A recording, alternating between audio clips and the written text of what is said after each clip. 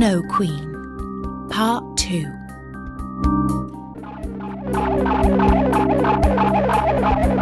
But what happened to little Gerda when Kay did not come back? What had become of him? Nobody knew. The other boys told how they had seen him fasten his sledge onto a large one which had driven out of the town gate. Gerda cried a great deal. The winter was long and dark to her. Then the spring came with warm sunshine. "I will go and look for Kay," said Gerda. So she went down to the river and got into a little boat that was there. Presently the stream began to carry it away. "Perhaps the river will take me to Kay," thought Gerda. She glided down, past trees and fields, till she came to a large cherry garden, in which stood a little house with strange red and blue windows and a straw roof. Before the door stood 2 wooden soldiers who were shouldering arms. Gerda called to them, but they naturally did not answer. The river carried the boat onto the land. Gerda called out still louder, and there came out of the house a very old woman. She leant upon a crutch, and she wore a large sun hat which was painted with the most beautiful flowers. "You poor little girl," said the old woman, and then she stepped into the water, brought the boat in close with her crutch, and lifted little Gerda out. "And now come and tell me who you are and how you came here," she said. Then Gerda told her everything, and asked her if she had seen Kay.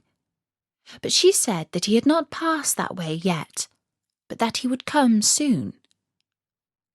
She told Gerda not to be sad, and that she should stay with her and take of the cherry trees and flowers, which were better than any picture book, as they could each tell a story.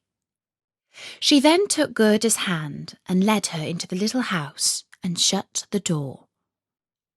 The windows were very high, and the panes were red, blue and yellow, so that the light came through in curious colours. On the table there were the most delicious cherries, and the old woman let Gerda eat as many as she liked, while she combed her hair with a gold comb as she ate. Her beautiful sunny hair rippled and shone round her dear little face, which was so soft and sweet. "I have always longed to have a dear little girl just like you, and you shall see how happy we shall be together." As she combed Gerda's hair, Gerda thought less and less about Kay. For the old woman was a witch, but not a wicked witch, for she only enchanted now and then to amuse herself. But she did want to keep little Gerda very much.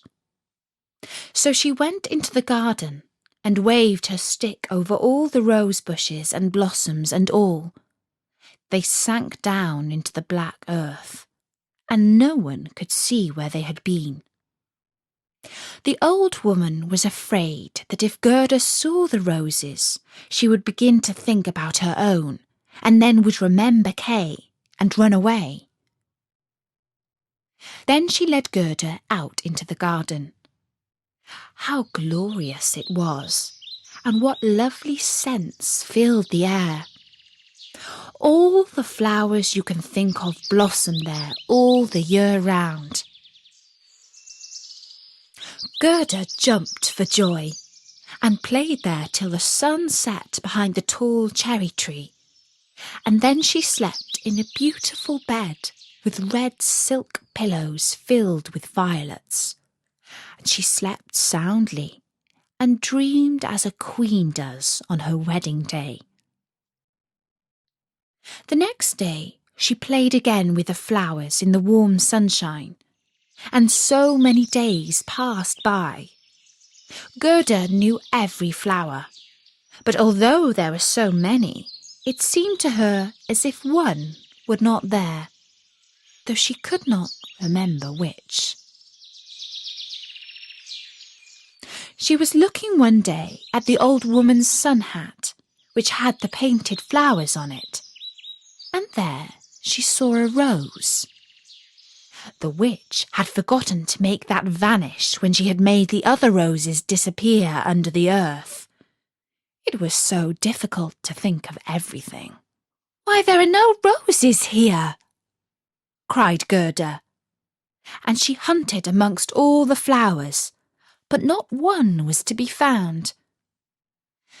Then she sat down and cried, but her tears fell just on the spot where a rose bush had sunk, and when her warm tears watered the earth, the bush came up in full bloom just as it had been before.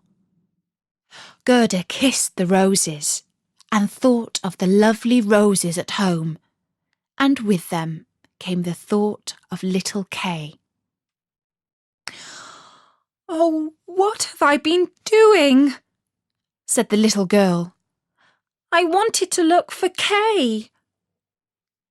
She ran to the end of the garden. The gate was shut, but she pushed against the rusty lock so that it came open. She ran out with her little bare feet. No one came after her. At last she could not run any longer, and she sat down on a large stone. When she looked round, she saw that the summer was over. It was late autumn. It had not changed in the beautiful garden, where there was sunshine and flowers all the year round. "Oh dear, how late I have made myself," said Gerda. "It's autumn already.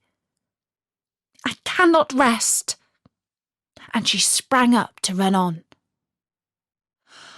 Oh, how tired and sore her little feet grew, and it became colder and colder. She had to rest again, and there on the snow in front of her was a large crow. It had been looking at her for some time, and it nodded its head and said, "Caw! Good day." Then it asked the little girl why she was alone in the world.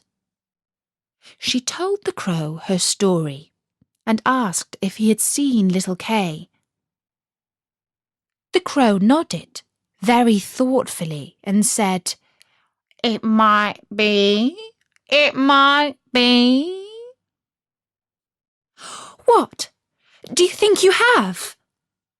cried the little girl, and she almost squeezed the crow to death as she kissed him. "Gently, gently," said the crow. I think it might be little Kay, but now he has forgotten you for the princess." "Does he live with a princess?" asked Gerda. "Yes. Listen," said the crow.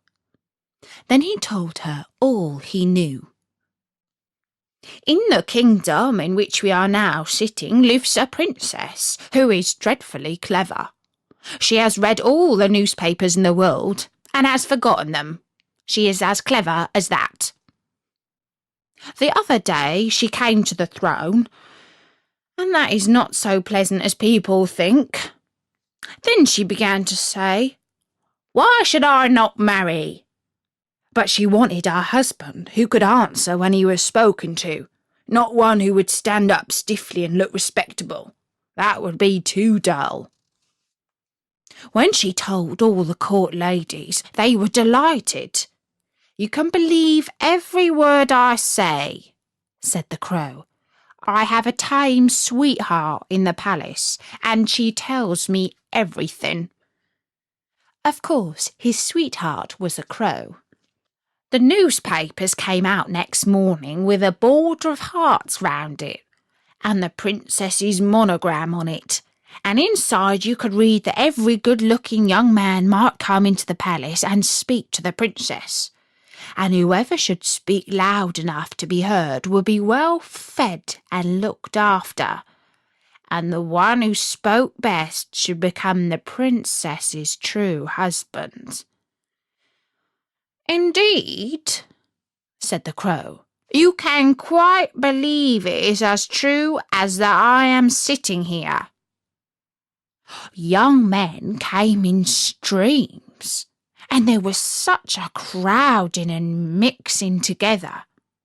But when nothing came of it on the first nor on the second day, they could all speak well when they were in the street, but as soon as they came inside the palace and saw the guards in silver, and upstairs the footmen in gold, and the great hall all lighted up, then their wits left them.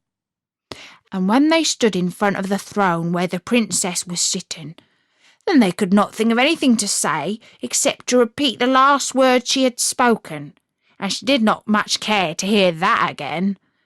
It seemed as if they were walking in their sleep until they came out into the street again, where they could speak once more. There was a road stretching from the gate of the town up to the castle. They were hungry and thirsty, but in the palace they did not even get a glass of water. A few of the cleverest had brought some slices of bread and butter with them, but they did not share them with their neighbour, for they thought, "If he looks hungry, the princess will not take him." "But what about Kay?" asked Gerda. "When did he come?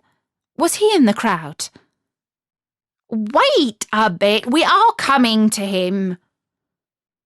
On the third day, a little figure came without horse or carriage and walked jauntily up to the palace. His eyes shone as yours do. He had lovely curling hair, but quite poor clothes.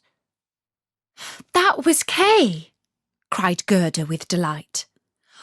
"Oh, then I have found him!" And she clapped her hands. "He had a little bundle on his back," said the Crow. "No, it must have been his skates, for he went away with his skates." "Very likely," said the Crow. "I did not see for certain, but I know this from my sweetheart, that when he came to the palace door and saw the royal guards in silver and on the stairs the footmen in gold, he was not the least bit put off. He nodded to them, saying, 'It must be rather dull standing on the stairs. I would rather go inside.' The halls blazed with lights. Councillors and ambassadors were walking about in noiseless shoes carrying gold dishes. It was enough to make anyone nervous. His boots creaked dreadfully loud, but he was not frightened. "That must be Kay," said Gerda. "I know he had new boots on. I've heard them creaking in his grandmother's room."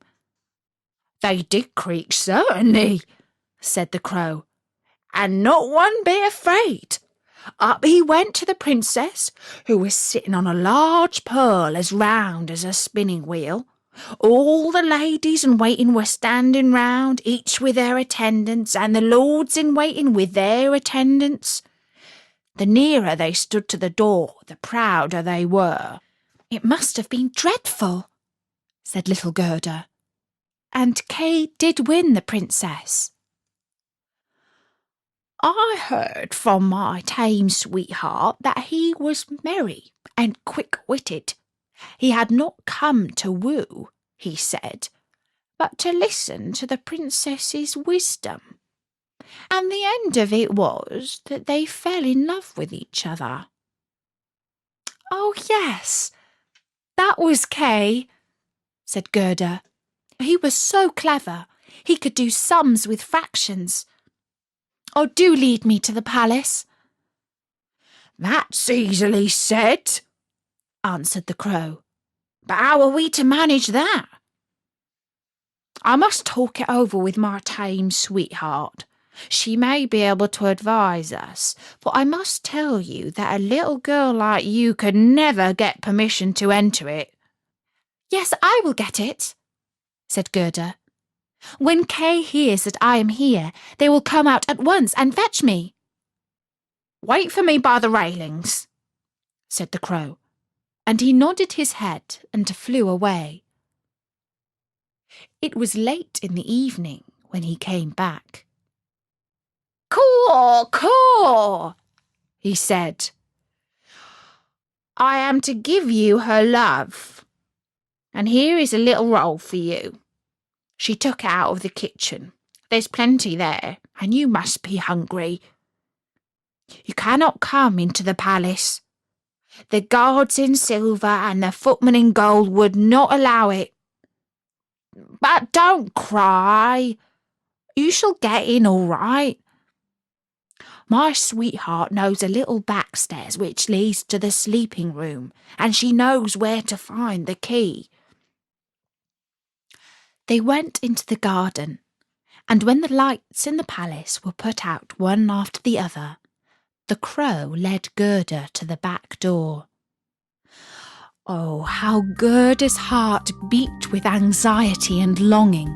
It seemed as if she were going to do something wrong, but she only wanted to know if it were little Kay. Yes, it must be he. She remembered so well his clever eyes, his curly hair. She could see him smiling as he did when they were at home under the rose trees. He would be so pleased to see her and to hear how they all were at home. Now they were on the stairs. A little lamp was burning, and on the landing stood the tame crow. She put her head on one side and looked at Gerda, who bowed as her grandmother had taught her. "My betrothed has told me many nice things about you, my dear young lady," she said. "Will you take the lamp while I go in front? We go this way so as to meet no one." Through beautiful rooms they came to the sleeping room. In the middle of it, hung on a thick rod of gold, were two beds, shaped like lilies, one all white, in which lay the princess, and the other red, in which Gerda hoped to find Kay. She pushed aside the curtain and saw a brown neck. Oh, it was Kay! She called out his name loud, holding the lamp towards him. He woke up, turned his head and... oh, it was not Kay. It was only his neck that was like Kay's, but he was young and handsome. The princess sat up in her lily bed and asked who was there.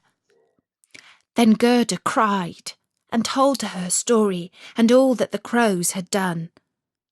"You poor child," said the prince and princess, and they praised the crows and said that they were not angry with them, but that they must not do it again.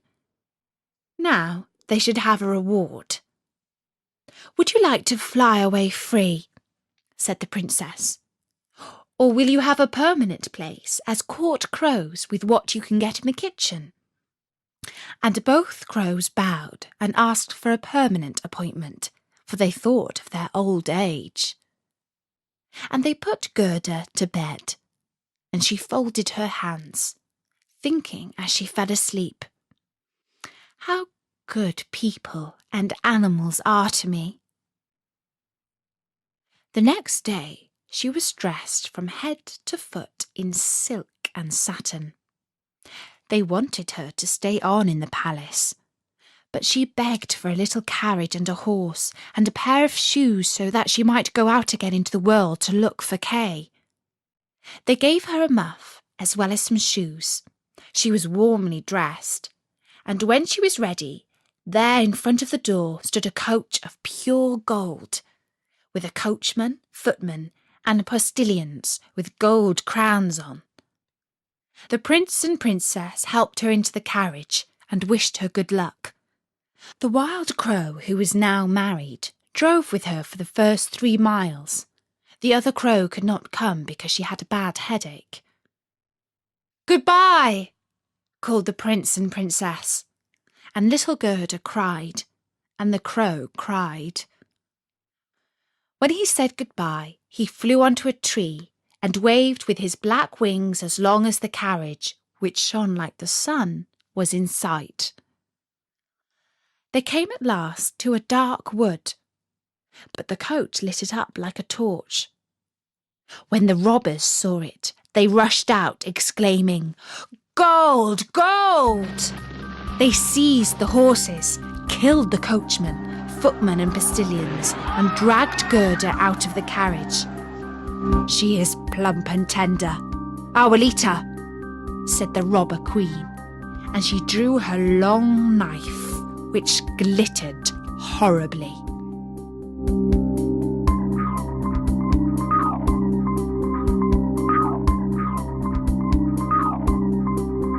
And that's the end of the second part of The Snow Queen.